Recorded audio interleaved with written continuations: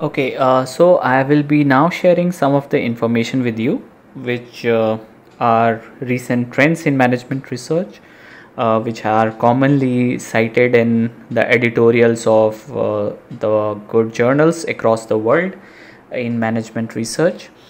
So some of these things which I'm going to just point out, and you are encouraged to study these research articles, which can help you in understanding what actually I'm talking about, and why if you invest your time in working around these anomalies, you may get your papers not desk rejected. So basically it's about how can you maneuver yourself, your articles, so that the papers are not desk rejected across international and well placed journals.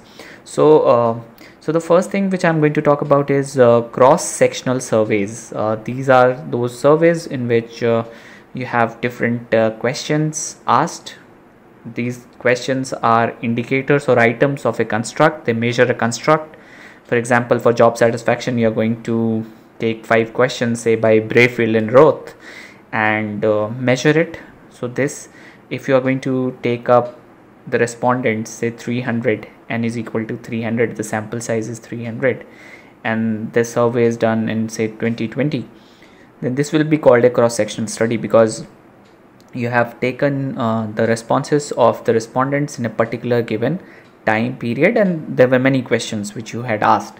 Now if the same number of participants, or you can say the same respondents were again taken up for participation in some another year, we did some research in 2015, and then the same respondents, that how they behave over a period of time. So the same researchers were asked the same set of questions in say 2018. It would be a kind of a longitudinal study, wherein you have multiple time frame involved, multiple questions involved, and then you have respondents involved in both the time period. You can also have that you may not have the same respondents in both the years, you may have different. That also qualifies for a longitudinal study. So what we are talking about is most of the management researchers in organization behavior or human resource management or marketing management, they go for cross-sectional surveys in our country. And you will see that most of such papers will be rejected, desk rejected, because what they consider is that cross-sectional studies can at far talk about correlations, and they do not establish causality. Okay, and therefore they do not send it for review processes. Okay, so this kind of problem needs to be sorted out. So the studies of Roberts and Whitehead 2013, Banks et al 2017 can be looked into, and such problems can be warded off. Also, there is one more thing, that such studies, the limitation of such studies, that they consider it to be correlation, not causality. So for that, the degrees should be mentioned very clearly. Even some of the cross-sectional studies can be published if it presents a new form of relationships, a novel relationship. However, there are again studies which will tell you how you can bring out cross-sectional study for good study designs. So that is one thing which can be done. The second thing is experimental studies are encouraged, or for example, if I say that those studies which are done in a closely guarded environment are taken into consideration. So again, the researchers are encouraged to study these research papers by Roberts and Whitehead, Potskov and Potskov 2019, and the other one, so which is presented over here. I can also give you some more papers which you can look into, that why experimental studies, basically it talks about the problem of endogeneity. So if for example x causes y, wherein x is the independent variable and y is the dependent variable, the problem of endogeneity comes into the picture when you say that x leads to y, and you have not tested whether y also leads to x. Now this is one dimension of it. The second dimension is x, which is represented as exogenous in this model, uh, is it also endogenous on some other relationship or construct? So maybe something else which you have not taken in your model, maybe that is impacting X.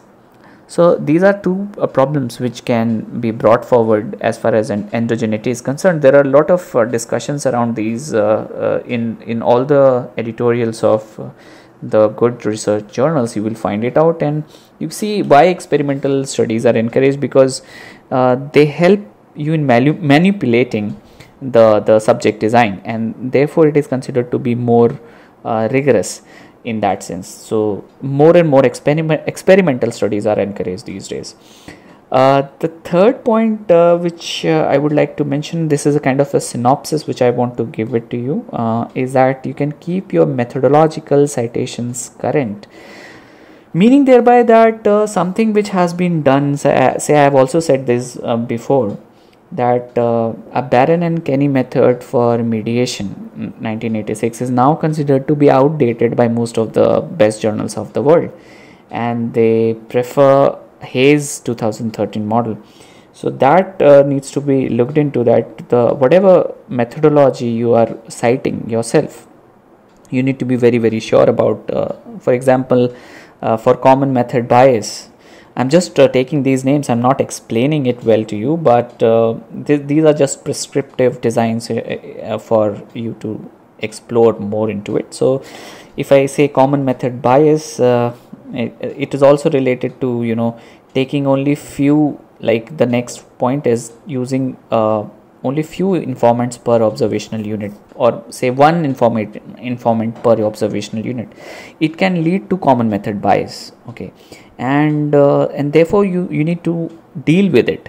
So there are some methods, like Herman 1961 suggests those methods, but nowadays these methods are outdated, and new methods, new methodological developments need to be seen. So basically it is important that we use new methodological developments, and it is also true that such developments come out every month, and such developments are also minor and not very noteworthy in nature. But still, if one has to look into the current, so basically for example, you can use the discussion forums for different like SPSS and SAS routines are there for testing mediation. You can read the paper of Preacher and Hayes 2004 for this, and you will understand that how things are changing, and how different methodological developments are coming up here and then, and now and here. So we need to be very, very careful about these things. You will increasingly find these claims what I have just presented to you. These are the reasons for rejection of your article. So you need to be very, very careful while you are if you are a PhD student or even trying to do a research. It is important that you don't go for cross-sectional studies. They have become outdated. You have researchers to support that, and you should promote using experimental study designs, because it gives you power of manipulation. And it's also important that we use current methodological citations rather than using something which is 30 or 50 years dated researches. And also it's important that you take multiple informant per observational unit, so that you are able to ward off the problem of common method bias. So thank you very much for listening to this. I hope it was useful to you. Thank you.